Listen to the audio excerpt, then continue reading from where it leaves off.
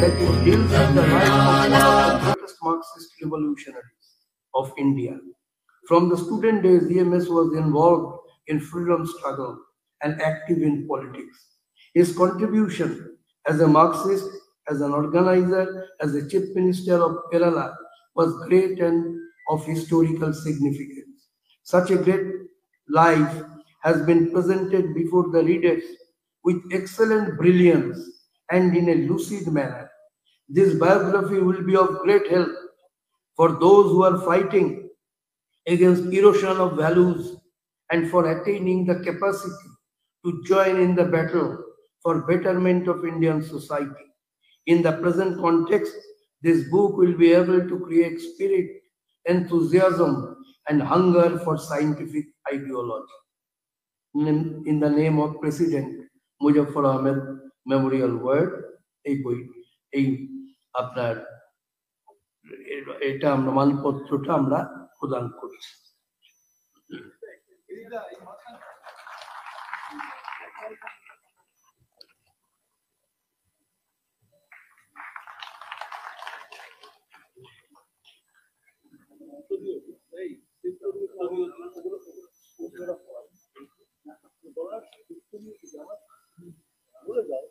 Left ওয়ার্ডের তরফ থেকে তিনি এসছেন, তার হাতেই আমরা যে আমাদের চেক আর্থিক যেটা পুরস্কার আমরা দিয়ে থাকি সেটা তুলে দিয়েছি।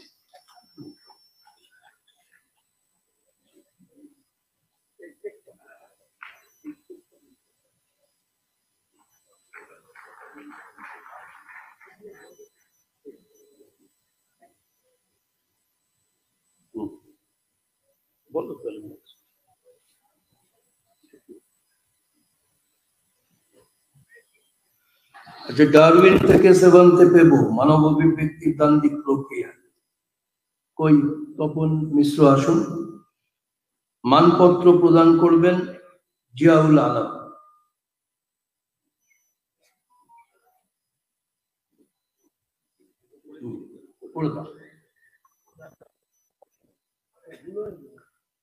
মুজাফফর আহমেদ স্মৃতি পুরস্কার।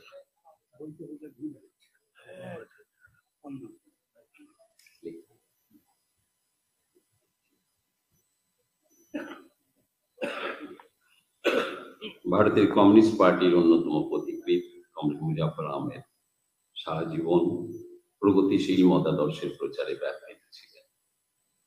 তার অবদানকে স্মরণ করে প্রতি বছর মুজাফফর আহমেদ স্মৃতি পুরস্কার প্রদান করা হয়।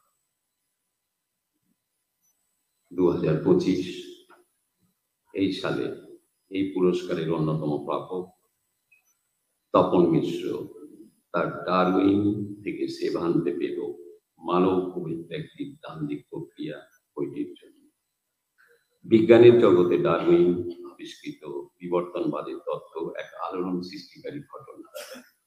মানব সমাজের বিবর্তন ধারাকে দ্বান্দ্বিক বস্তুবাদী দৃষ্টিভঙ্গিতে ব্যাখ্যা করেছেন ডারউইন। সেভান্তে পেবে সুইডেনের জেনেটিক বিজ্ঞানী পুরাতাত্ত্বিক জিন বিজ্ঞানের সাহায্যে মানব বিবর্তনের ইতিহাস অনুসন্ধানের মাধ্যমে ডারউইনের বিবর্তনবাদের তত্ত্বকে সমৃদ্ধ করেছেন, যা প্রাঞ্জল ভাষায় তপন মিশ্র উপস্থিত করেছেন ডারউইন থেকে সেভান্তে পেব এই গ্রন্থে। যখন ভারতে মৌলবাদী শক্তি রাষ্ট্র শক্তির মদতে ডারউইনের বিবর্তনবাদ সহ বিজ্ঞানকে নস্যাৎ করতে উঠে পড়ে লেগেছে, তখন মৌলবাদের বিপক্ষে বিজ্ঞানের সপক্ষে এই গ্রন্থটি নিঃসন্দেহে উল্লেখযোগ্য ভূমিকা পালন করতে সমর্থ হবে।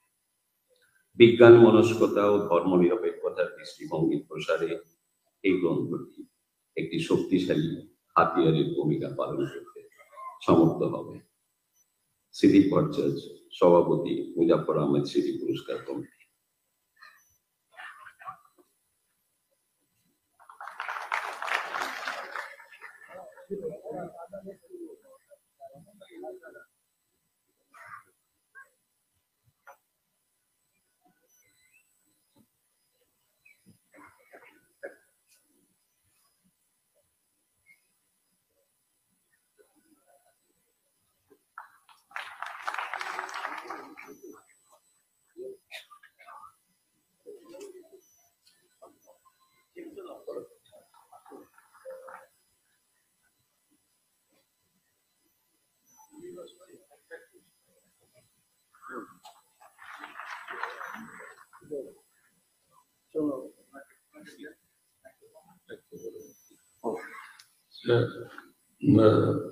এই যে অর্থ আমাকে দেওয়া হয়েছে এটা আমি দান করে দিচ্ছি, দিয়ে দিচ্ছি আমাদের Jyoti Basu centre for social science.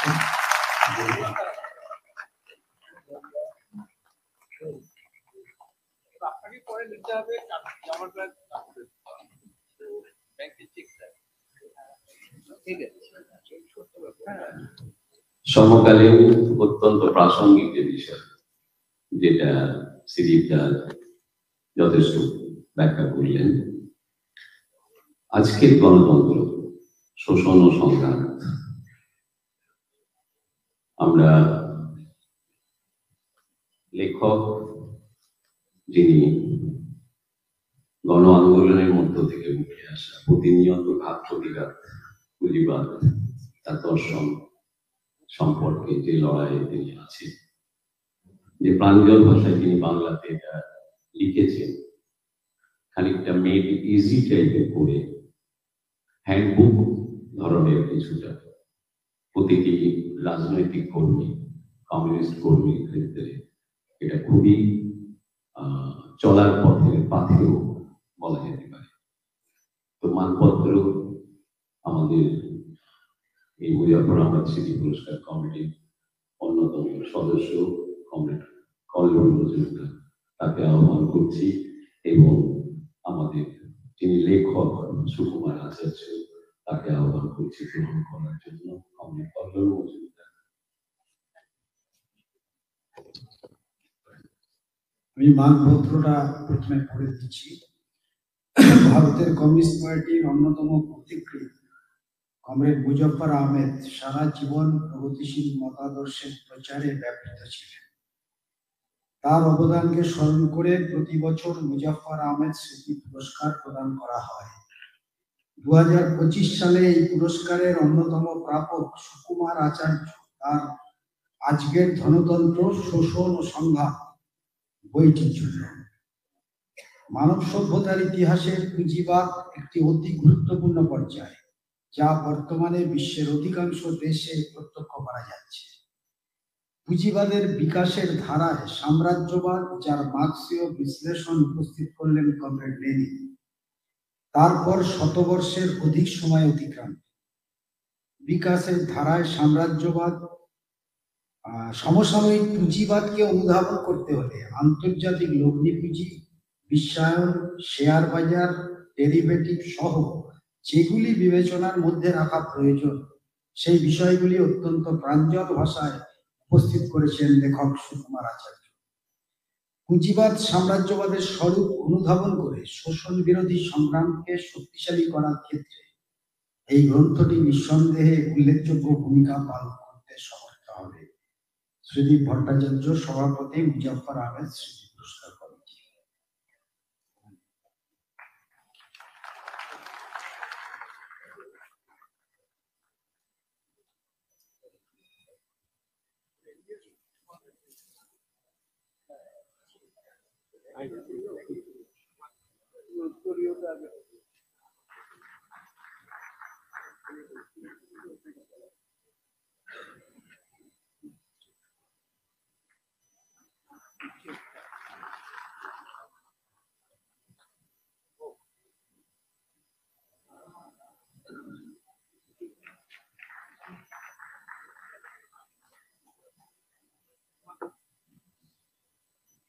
পুরস্কার প্রদান অনুষ্ঠান এখানে শেষ হলো।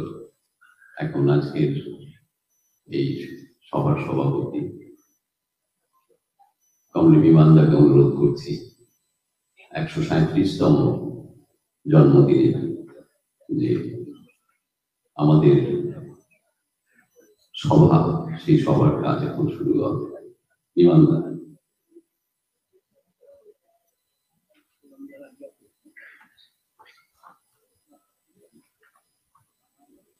সভাপতি কমরেড বিমান বোস দায়িত্ব নেওয়ার ঠিক আগে একটা কাজ আছে।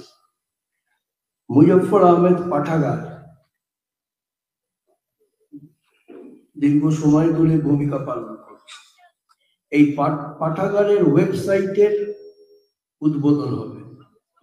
এই পাঠাগারের ওয়েবসাইটের উদ্বোধন করবেন আমাদের শ্রদ্ধেয় নেতা তথা বামফ্রন্টের চেয়ারম্যান কমরেড বিমান বোস।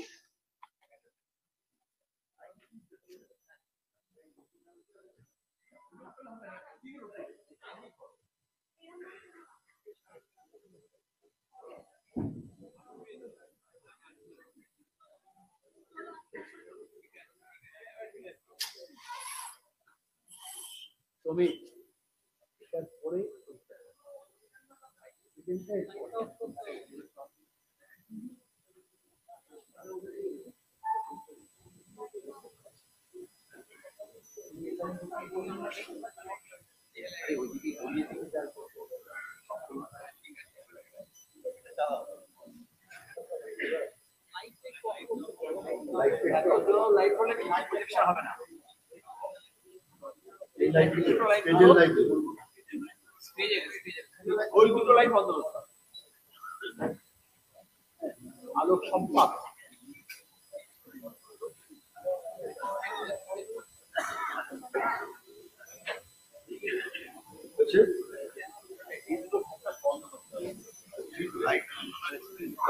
বন্ধ করতে হবে।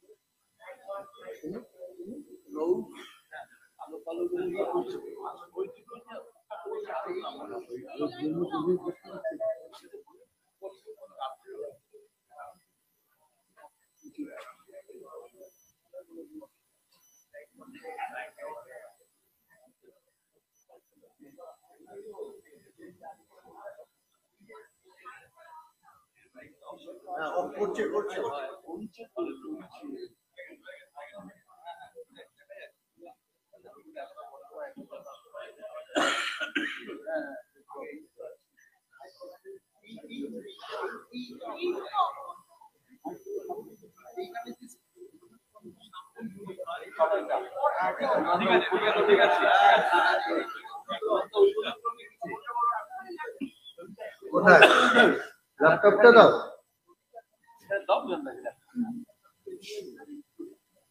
এখানে নিয়ে এসো। তাহলে ওটা কি ওয়্যার আছে নাকি? না হবে না, ওয়্যার আছে, প্রজেক্টর হবে না, ওখানে যেতে হবে।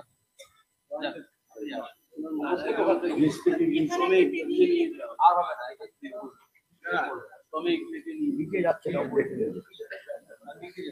নামতে হবে নাকি? নামতে দু হাতে তুলে দেবো, দু হাতে তুলে দেবে।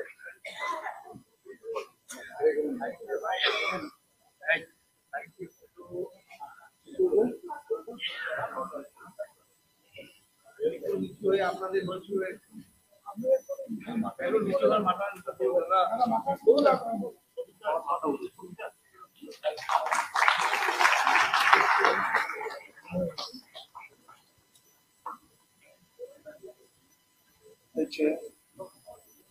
ঠিক আছে।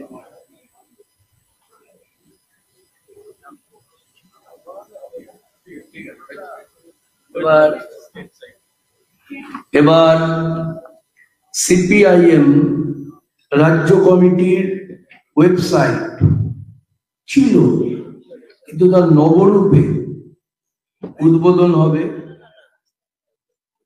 নবরূপে উদ্বোধন করবেন আমাদের রাজ্য কমিটির সম্পাদক পলিট ব্যুরোর সদস্য কমরেড মোহাম্মদ সেলিম।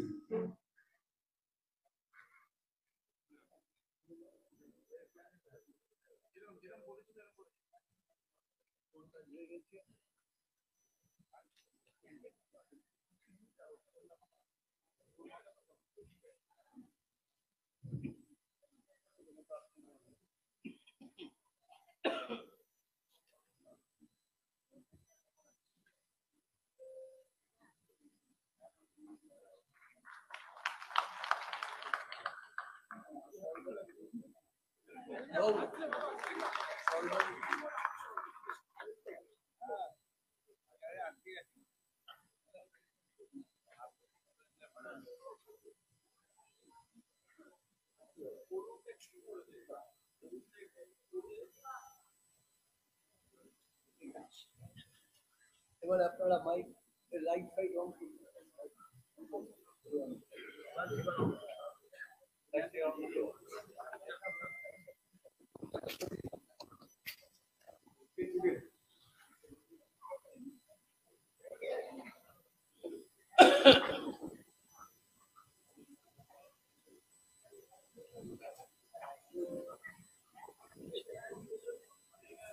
কমরেডগণ ও বন্ধুগণ,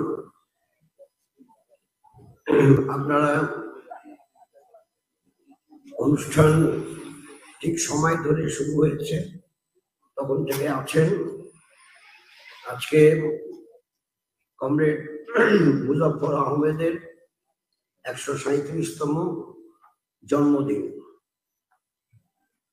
এখন নতুন প্রজন্মের যদি এখানে কেউ কেউ থাকেন, কমই থাকেন দেখেছি, পক্ষকেশ বেশি থাকে। নতুন প্রজন্মের যারা আছেন তারা জানেন না যে ভারতের কমিউনিস্ট পার্টি মার্ক্সবাদী কখনোই কারো জন্মদিন মৃত্যুদিন ঘটা করে না। ব্যক্তিগতভাবে পারিবারিকভাবে কোনো সংস্থার পক্ষ থেকে কোথাও কোথাও হয়, কিন্তু পার্টির পক্ষ থেকে করা হয় না। এখন প্রশ্ন করতে পারেন কেউ, সেটা পক্ষকেশও প্রশ্ন করতে পারেন, কবে থেকে তাহলে শুরু হলো? শুরু হয়েছে 1963 সাল থেকে। তখন ভারতের কমিউনিস্ট পার্টি মার্ক্সবাদী হয়নি। যখন পার্টির অভ্যন্তরে মত ও পথ নিয়ে সংগ্রাম চলছে, সেই সময় এই জন্মদিন পালন করার সিদ্ধান্ত হয়। উনি তখন প্যারোলে তিনি মুক্ত হয়ে এসেছিলেন, আবার জেলে গেছেন। তার সঙ্গে আলোচনা হয়, তিনি ঘোরতর আপত্তি করেছিলেন, বলেছিলেন কখনোই এটা করা উচিত না, কমিউনিস্টদের ব্যক্তি পূজায় কখনোই অংশগ্রহণ করা উচিত না, এটা বলেছিলেন। কিন্তু তখন একটা অংশ একটা অংশ একটা অংশ প্রকাশ্য ছিলেন। তখনকার যারা নাকি নেতৃত্বের অংশ ছিলেন, একটা কোঅর্ডিনেশন কমিটি হয়েছিল। সেই কোঅর্ডিনেশন কমিটি সবাই মত দেয় না করা উচিত। এবং প্রথম হয়েছিল 63 সালে রাজা রামমোহন রায়ের লাইব্রেরিতে। লাইব্রেরিটা খুবই ছোট হয়ে গিয়েছিল, আমি নিজে উপস্থিত ছিলাম। আমি অবশ্য ভেতরেই ছিলাম, চেয়ার পেয়েছিলাম। কিন্তু যত লোক লাইব্রেরির ভেতরে ছিল তার থেকে বেশি লোক লাইব্রেরির বাইরে ছিল। এই জন্মদিন শুরু হলো।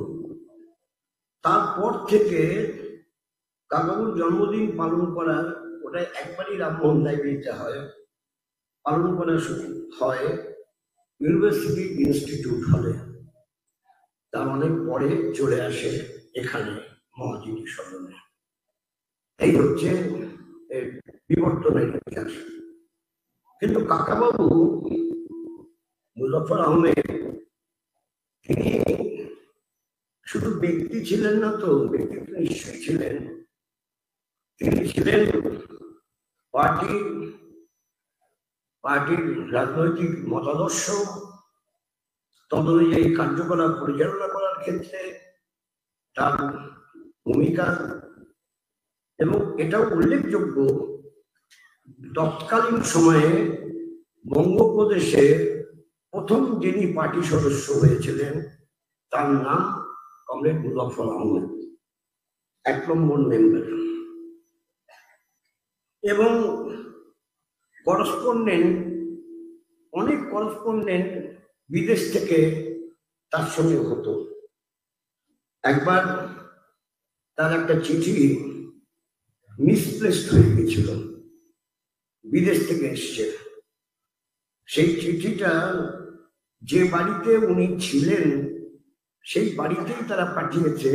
মধ্যবর্তী সময়ে তিনি তার বাড়ি পরিবর্তন করেছেন, কিন্তু মুজফফর সাহেব সেটা জানাতে ভুলে গেছেন এবং সেই চিঠি মিসপ্লেসড হয়ে চলে যায় পুলিশের হাতে।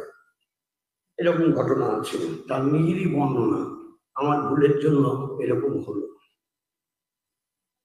এখন আমরা শুধু স্মৃতি তর্পণ করার জন্য তো মিলিত হই না, তার জন্মদিন পালন করতে আমরা মিলিত হই। তিনি ব্রিটিশ সাম্রাজ্যবাদের বিরুদ্ধে লড়াই সংগ্রামে, স্বাধীনতার লড়াইতে অংশগ্রহণ করেছেন। স্বাধীনতার লড়াইতে অংশগ্রহণ করতে যে জাতীয় কংগ্রেস, যেটা সাধারণ মঞ্চ হিসেবে ছিল, তার সদস্য হয়েছেন। তিনি পিসিসির সদস্য ছিলেন, এআইসিসির সদস্য হয়েছিলেন, আবার ভারতের কমিউনিস্ট পার্টির অন্যতম নেতা, কমিউনিস্ট আন্দোলনের পথিকৃৎ। তাই তার জীবন এবং সংগ্রাম, তার ব্যক্তি জীবনে কৃষ্ট সাধন, তার মানুষের জন্য কাজ, যেটা একটু আগে আপনারা শুনলেন কমরেড EMS নাম্বুদ্দিপাদ সম্বন্ধে বলবার সময় কমরেড শ্রীদীপ ভট্টাচার্য আপনাদের যে তুলে ধরলেন, ঠিক তাই EMS এর মতোই পৃথিবীতে এসে শুধু নিজের জন্য না, এটাই ছিল যেমন EMS এর, তেমন মুজফফর সাহেবের সমাজের জন্য, দেশের জন্য, মানুষের জন্য। এই যে চিন্তা, এই চিন্তা মার্কসবাদ লেনিনবাদের দর্শন অনুযায়ী এই চিন্তায় ভাবিত হয়ে যদি দীক্ষিত হয় দেশের মানুষ, তাহলে দেশের শোষণমূলক যে ব্যবস্থা, শোষণের ভিতের উপর দাঁড়িয়ে যে শাসন ব্যবস্থা, যে রাষ্ট্র ব্যবস্থা, তার বিরুদ্ধে লড়াই সংগ্রাম করার জন্য মানুষের মধ্যে অনেক বেশি উৎসাহ সৃষ্টি করা সম্ভব। এবং সেই কাজ করতেই কমিউনিস্ট পার্টির প্রচার কাজ করতে হয়। একটা কথা এখানে উল্লেখ করা আমার মনে হয় অত্যুক্তি হবে না, যে অনেকে বলেন শরীর স্বাস্থ্য সুস্থ। আমি কিন্তু কমিউনিস্ট পার্টির একজন সদস্য, কিন্তু আমি সেভাবে কাজ করতে পারি না। Communist party the party of the active members. তাহলে কেন পার্টি ছেড়ে দেন না? পার্টি সদস্যপদ ছেড়ে দেন না কেন? মুজফফর সাহেব তো শরীর খারাপ হলে কাজ করতেন না তা না, যখন শয্যাশায়ী হতেন কাজ করতে পারতেন না, যখন জেলে থাকতেন তখন কাজ করতে পারতেন না, কিন্তু জেলের মধ্যে কনসলিডেশন করতেন। এই যে মানে দৃষ্টিভঙ্গি, শরীর স্বাস্থ্য খারাপ, অসুস্থ, নিশ্চয়ই কাজ করবেন না। আমি খোলাখুলি বলছি, আজকাল শুনতে পাই আমি সক্রিয় পার্টি সদস্য না, আমি পার্টি সদস্য কিন্তু সক্রিয় না, but communist party is the party of the active members.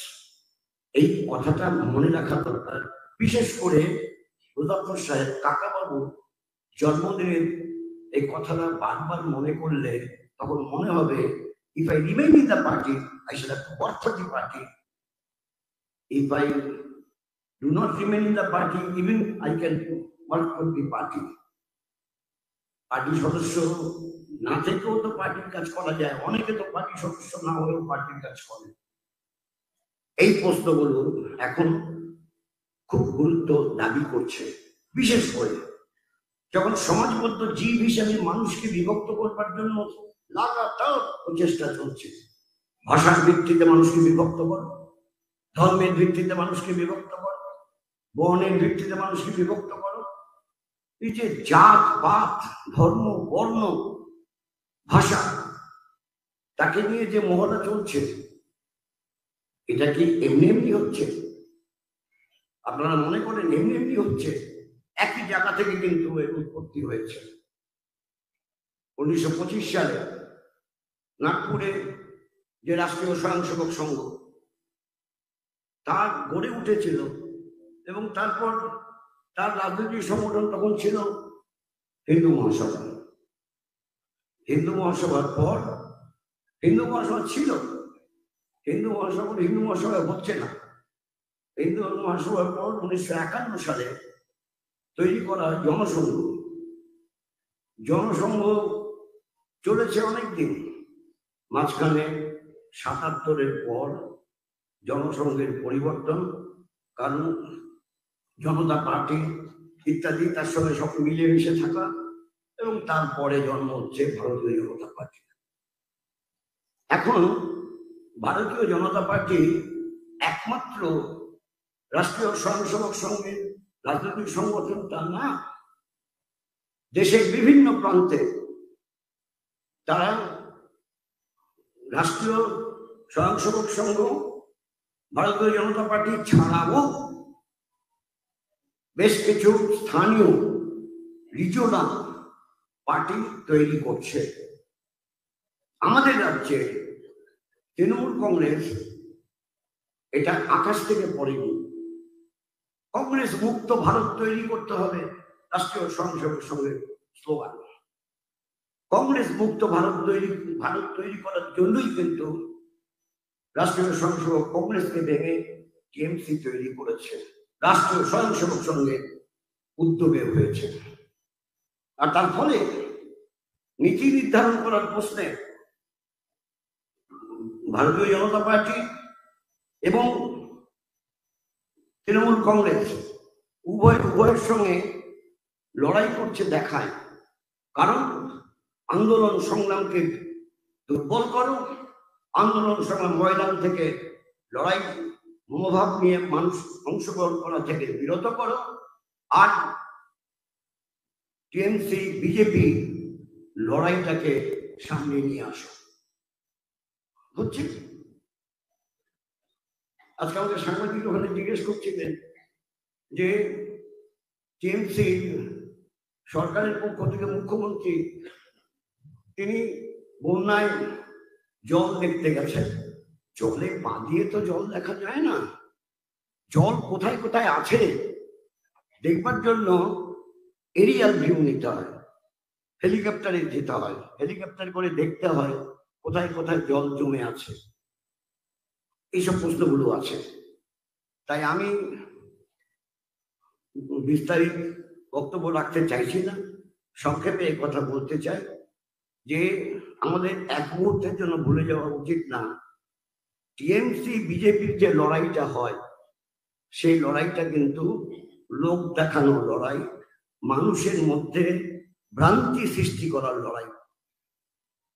ধরুন আজকে ভাষার কথা বলছেন, আপনারা শোনেননি যখন গত 2021 সালে নির্বাচনের আগে নানান বিজেপির নানান নেতৃত্ব আসছে রাজ্যে।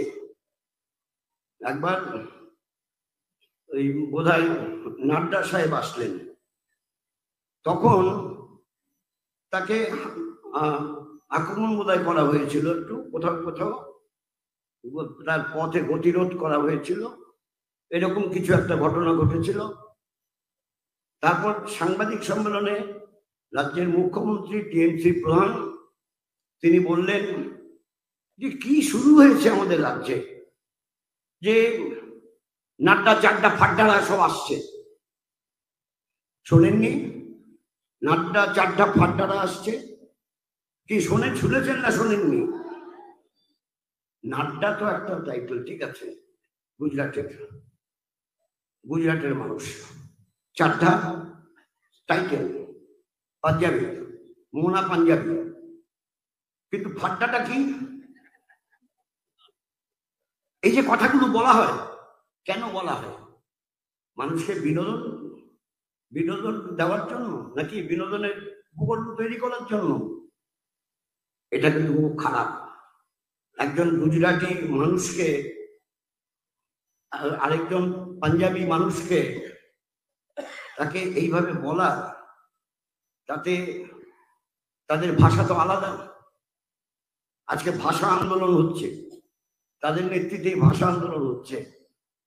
ভাষার প্রতি সম্মান দেখাতে হলে পর অন্য ভাষার মানুষকে কখনো এইভাবে কথা বলা যায় না, এটা পরিষ্কার বুঝে নিতে হবে।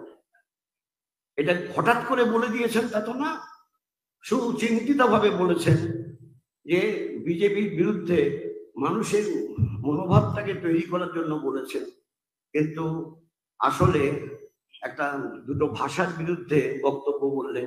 তিনি তো বাংলায় বলেছেন, কাজে বাংলাভাষী মানুষ, তিনি গুজরাটি মানুষের বিরুদ্ধে বললেন আর পাঞ্জাবি মানুষের বিরুদ্ধে বললেন। আর আরেকটি কথা, বহিরাগত। আচ্ছা, বহিরাগত কি করে হয়? কাশ্মীরে যে বাস করে সে যদি আসে, বহিরাগত হয়? কন্যাকুমারী যারা থাকেন তারা যদি আসেন, বহিরাগত হয়? না, কোহিমায় যারা থাকেন তারা এখানে আসলে বহিরাগত হয়? না, কচ্ছের মানুষ এখানে আসলে বহিরাগত হয়? হয় কখনো? ভারতের যে কোনো প্রান্তের মানুষই তো আমাদের ভারতের মানুষ, আমরা ভারতীয়। আমাদের আইডেন্টিটি কি? We are Indian, then we are Bengali. আগে তো আমি ভারতীয়, তারপর আমি বাঙালি। ফলে একটা বিষয় আমি উল্লেখ করে আমার বক্তব্য শেষ করব, যে কি অবস্থা হচ্ছে। যে জলের কথা বললাম, বন্যা, ডিবিসি যে কমিটি, সেই কমিটিতে বেঙ্গলের প্রতিনিধিত্ব আছে।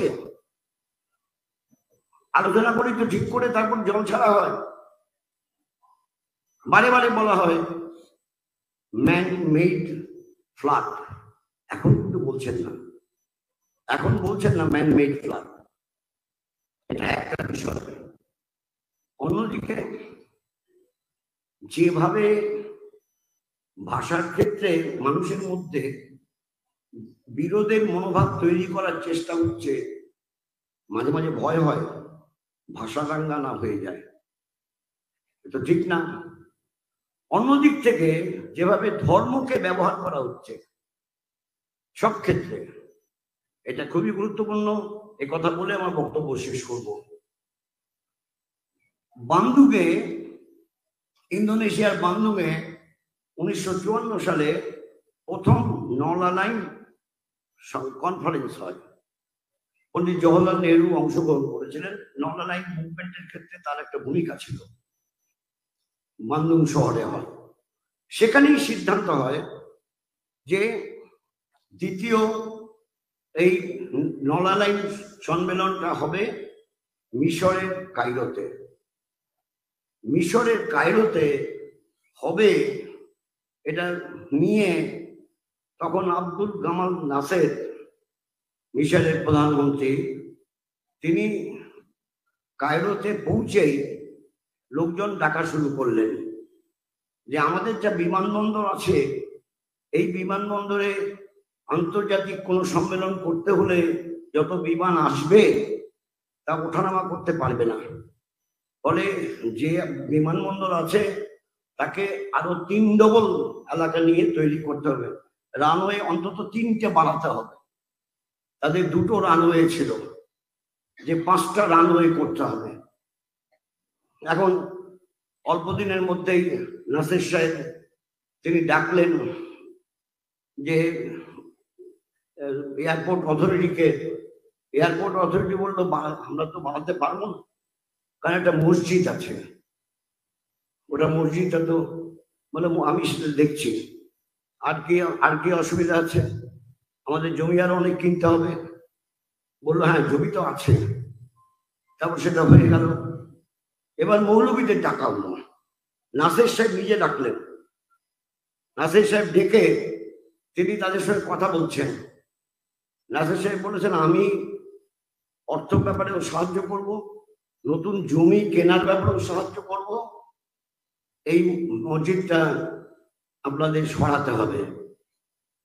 তা বললেন, তখন মৌলবীরা বললেন, ওটা আপনার কোনো সাহায্য দরকার হবে না, আপনি যা বললেন, যা শুনলাম, এ তো আমাদের দেশের গর্ব, আমাদের বড় এয়ারপোর্ট হবে, আমরাই মসজিদটা আমরা করব, জমি কিনবো আমরা, আর মসজিদটাকে একেবারে মাটি সহ তুলে, আজকাল যে সিস্টেম আছে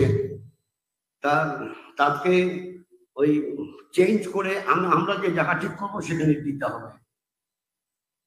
অর্থাৎ বললেন, আপনার সরকারের টাকায় আমরা কিন্তু মসজিদ তৈরি করব না, ওই মসজিদটা তুলে আপনারা আমাদের দিয়ে দেন, আমরা আমাদের পয়সা তুলে আমরা জমি কিনে সেখানে মসজিদটা নিয়ে যাব।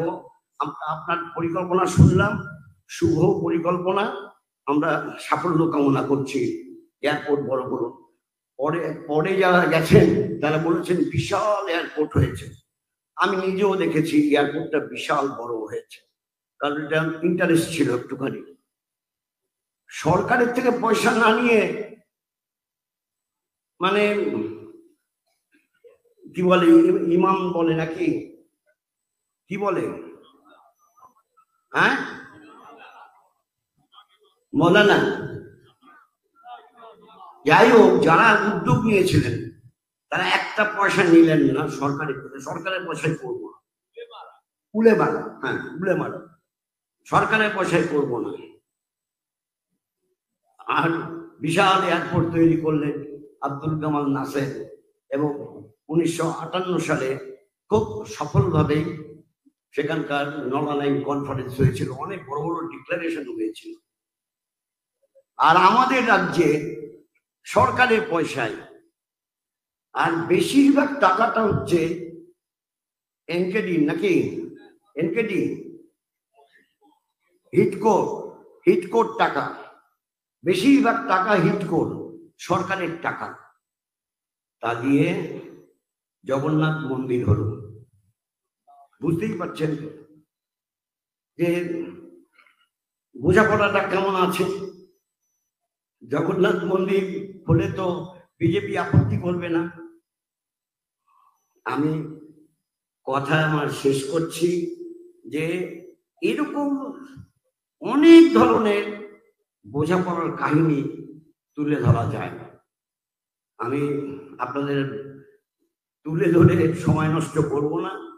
কমরেড মুজাফফর আহমেদ, তিনি একজন মার্ক্সবাদী, একজন বিপ্লবী, একজন ভারতের বুকে কমিউনিস্ট পার্টি গড়ে তোলার পথিকৃৎ। তার স্মৃতির প্রতি শ্রদ্ধা জানিয়ে আপনাদের আবেদন জানাবো, আপনারা যে যেখানেই থাকুন, যার যা বয়সী হোক না কেন, যদি মুজাফফর আহমেদকে, কাকাবাবুকে আপনারা সম্মান জানাতে চান, তাহলে পর কাকাবাবুর আদর্শ অনুযায়ী যে এলাকায় থাকেন সেখানে কিঞ্চিত গণ আন্দোলন বিকাশের ক্ষেত্রে, মানুষের জীবন যন্ত্রণা লাঘব করতে, মানুষকে সংঘবদ্ধ করতে, হিন্দু মুসলমান শিখ ইসাই তাদের ঐক্যবদ্ধ করতে আপনাদের ভূমিকা পালন করবেন প্রত্যাশায় আরেকবার অভিনন্দন জানিয়ে আমার কথা শেষ করছি। কমরেড মুজাফফর আহমেদ। এখন আপনাদের সামনে বক্তব্য রাখবেন আমাদের পলিট ব্যুরো সদস্য কমরেড রামচন্দ্র ডোম।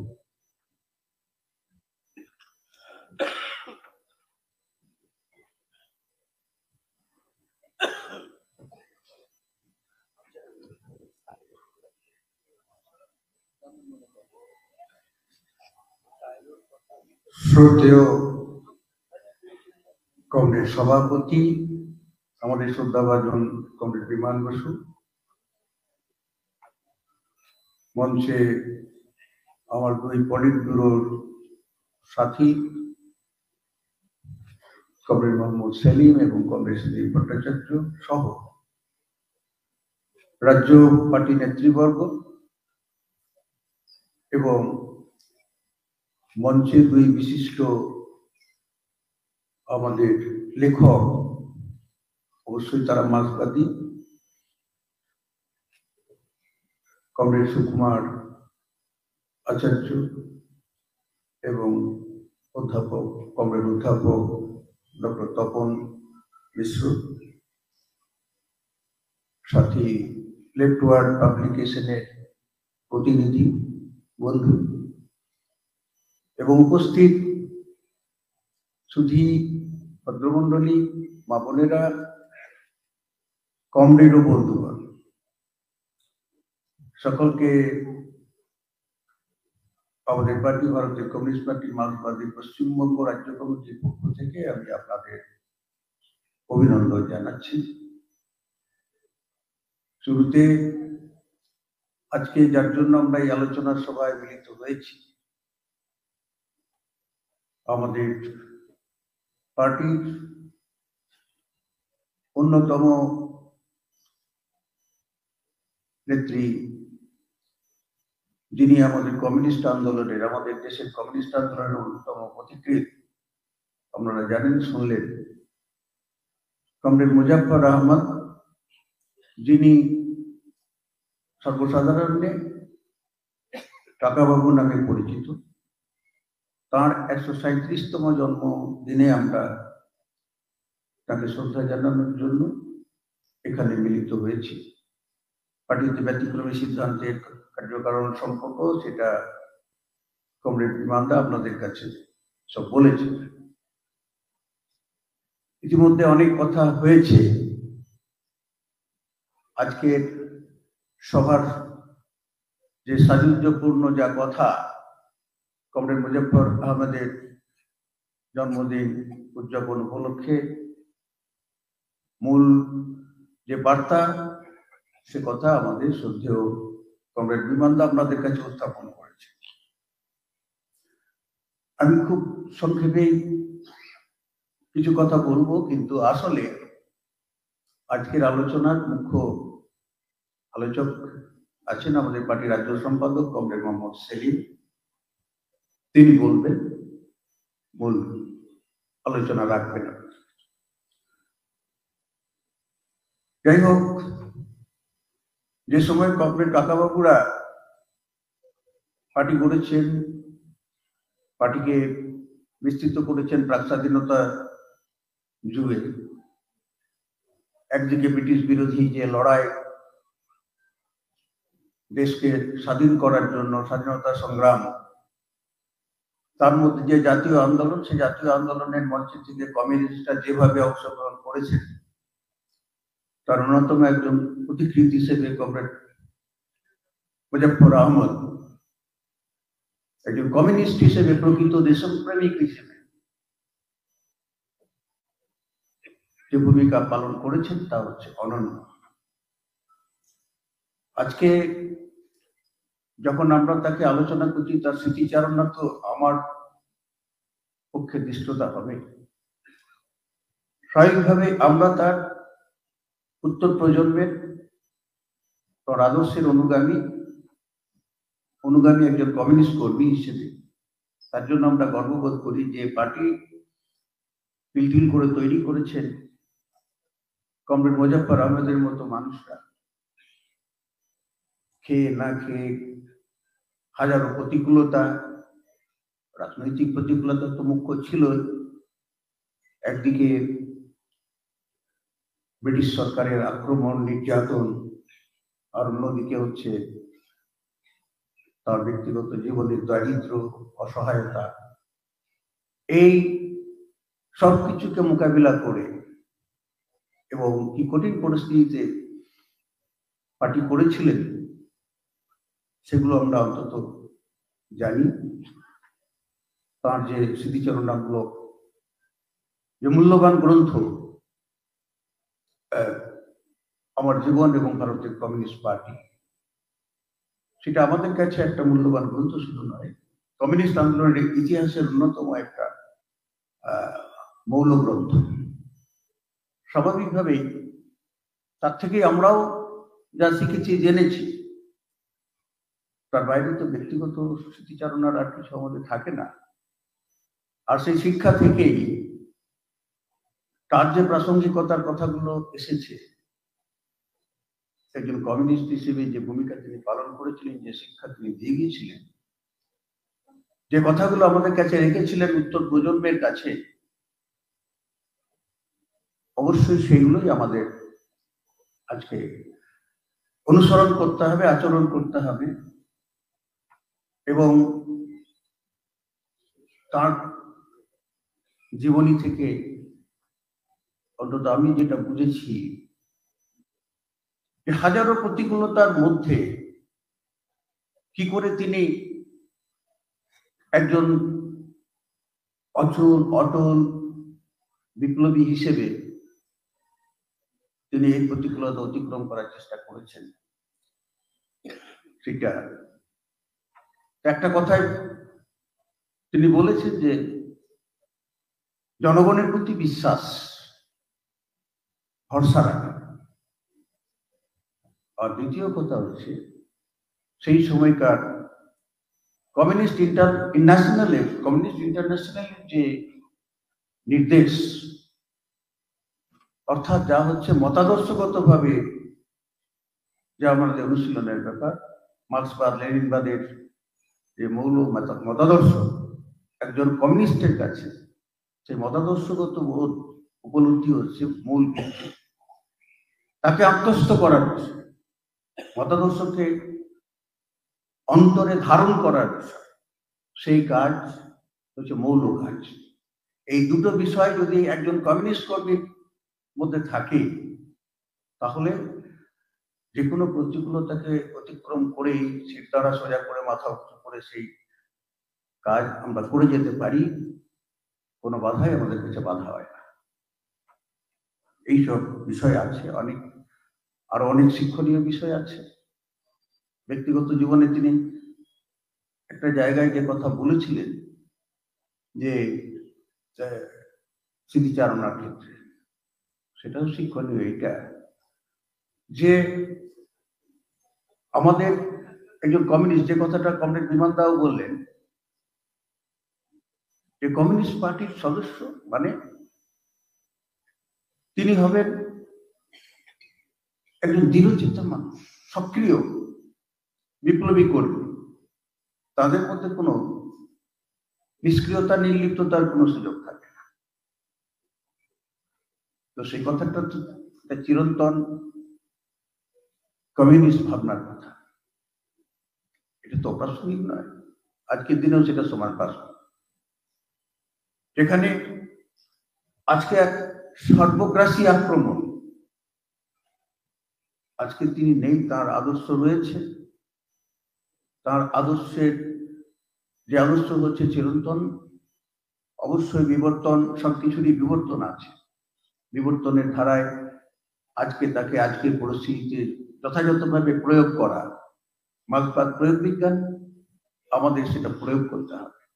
আজকের চলমান যে পরিস্থিতি, সেই পরিস্থিতির উপযোগী আমাদের তা প্রয়োগ হবে। আজকে যেখানে সারা দুনিয়া জুড়ে মার্ক্সবাদ যা ভিত্তির উপরে দাঁড়িয়ে আছে, সেই যুক্তিবাদ, বিজ্ঞান মনস্কতা এবং যুক্তিবাদ, এই দুটো মৌল উপাদান, সেই বিজ্ঞান মনস্কতা এবং যুক্তিবাদকে খণ্ডন করার প্রক্রিয়া চলছে। ডিস্ট্রাকশন অফ রিজন, সেটা একটা শাসকের মুখ্য হাতিয়ার। এবং যখনই অর্থনৈতিক সংকটে পুঁজিবাদ বিপর্যস্ত হয়, তখনই তাদের আক্রমণের চেহারা তা প্রকট হয়।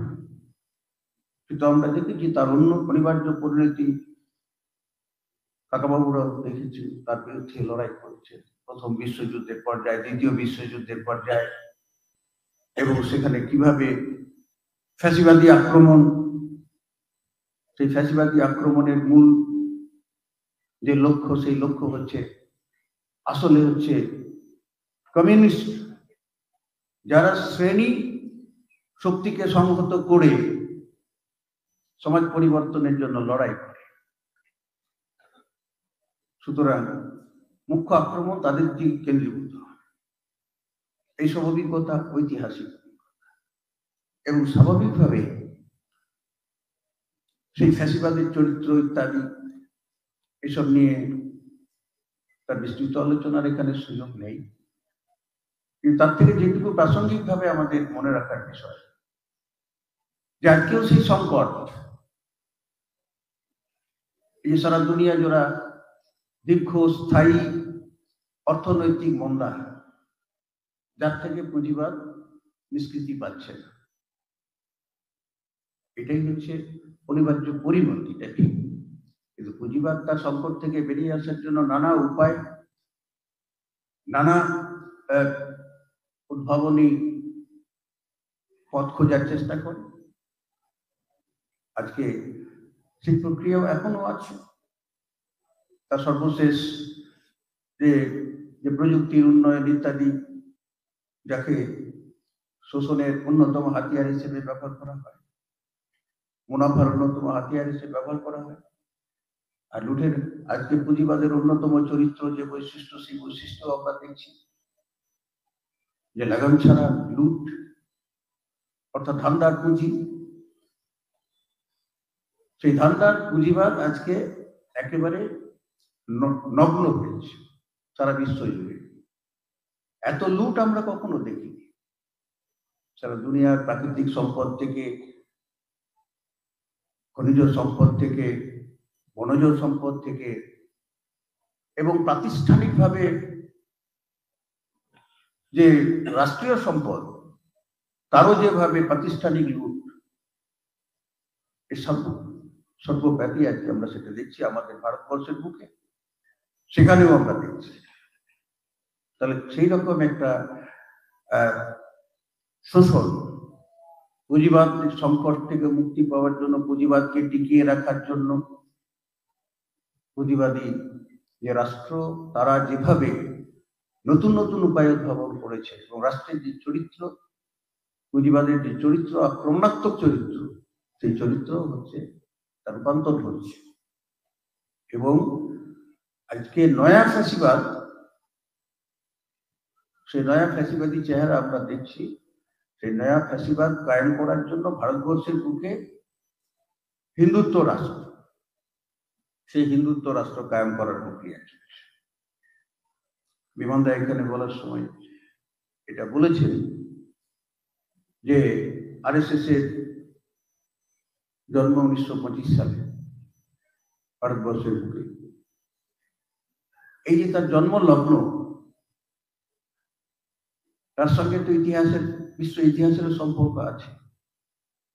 1917 সালে দুনিয়ার বুকে প্রথম শ্রমিক রাষ্ট্র কায়েম হলো সোভিয়েত দেশের বিপ্লবের মধ্য দিয়ে, কমরেড মহামতি লেনিনের নেতৃত্বে। সোভিয়েত বিপ্লবের যে একটা সামগ্রিক যে প্রতিক্রিয়া, তার যে প্রভাব, সেই প্রভাব আমরা জানি যে সারা দুনিয়াতে উপনিবেশবাদী লড়াই, স্বাধীনতা সংগ্রামের উপর আমাদের দেশেও তার যে ইতিবাচক প্রভাব, বিপ্লবীদের উপরে যে প্রভাব পড়েছে, সেটা তো আমরা জানি। এবং সেই সোভিয়েত বিপ্লবোত্তর পরিস্থিতিতে 1920 সালে ভারতের কমিউনিস্ট পার্টি প্রতিষ্ঠা হয়েছে। এটাও হচ্ছে একটা ঐতিহাসিক ঘটনা। পরবর্তীকালে পার্টির 1925 সালে তার আনুষ্ঠানিক পার্টি কংগ্রেসের, প্রথম পার্টি কংগ্রেসের মধ্য দিয়ে ভারতে পার্টির কাঠামো তৈরি হয়েছে, সেটাও আমরা জানি। আবার 1925 সালে আরএসএসও তৈরি হয়েছে, হিন্দুত্ববাদী শক্তির যে সংগঠিত কাঠামো, সেই কাঠামো তৈরি হয়েছে 1925 সালে, যা একেবারে হিটলার মুসোলিনিদের যে মতাদর্শগত ভিত্তি, সেই মতাদর্শগত ভিত্তিকে গ্রহণ করে সেই সংগঠনের প্রতিষ্ঠা। স্বাভাবিকভাবেই এটা বুঝতে অসুবিধা হয় না, এটার মধ্যে একটা প্রাসঙ্গিকতা আছে বলে অন্তত আমার একদিন কমিউনিস্ট পার্টির প্রতিষ্ঠা হচ্ছে, ভারতবর্ষের স্বাধীনতার সংগ্রাম, তার মধ্যে কমিউনিস্টদের বিপ্লবীদের যে অংশগ্রহণ, তারপর আনুষ্ঠানিকভাবে কমিউনিস্ট পার্টির প্রতিষ্ঠা, স্বাভাবিকভাবেই তার মোকাবিলার জন্য শাসক শ্রেণীর অন্তত শাসক শ্রেণীর অন্যতম রক্ষক হিসেবে এমন শক্তি সংগঠিত করতে হবে, তাহলে ক্যাডার বেস কমিউনিস্ট পার্টি মোকাবিলা করার জন্য, তাদের মতাদর্শকে মোকাবিলা করার জন্য সেই রকম মতাদর্শগত ভিত্তি, প্রতিক্রিয়াশীল মতাদর্শগত ভিত্তির উপরে দাঁড়িয়ে শাসককে রক্ষা করার জন্যই, শোষণমূলক ব্যবস্থাকে রক্ষা করার জন্যই এটা এই ধরনের সংগঠনের প্রশ্ন। এইটাই বোধ হয় তার একটা ঐতিহাসিক কার্যকারণ এবং তার সেটাই হচ্ছে ঘটনা। এবং মুখ্য আক্রমণের কেন্দ্রবিন্দুই হচ্ছে এই যে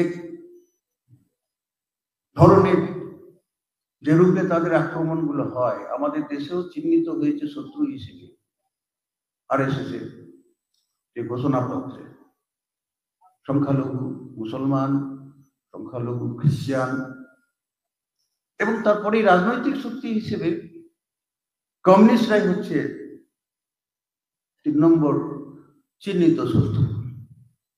তাহলে এটা বুঝতে অসুবিধা হয় না, এলে আসলে ভবিষ্যতের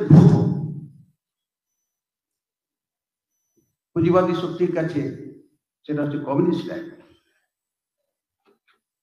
সেই কারণে সেই ভবিষ্যতের বিপদের মোকাবিলার একমাত্র হাতিয়ার হচ্ছে এই ধরনের প্রতিক্রিয়াশীল ফ্যাসিবাদী মতাদর্শ। তা আজকে তার সামনাসামনি আমরা